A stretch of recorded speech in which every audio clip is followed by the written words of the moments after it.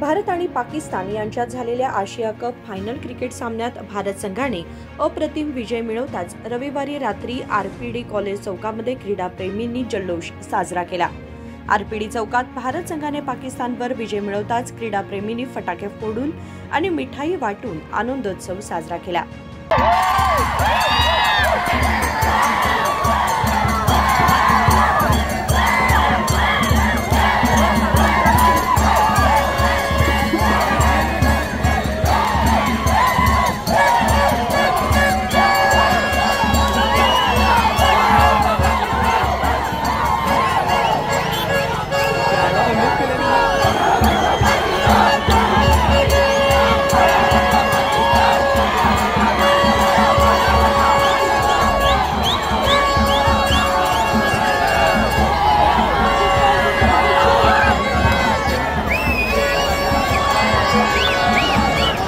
Vinod Kolkar, KMM Marathi, Belgaum.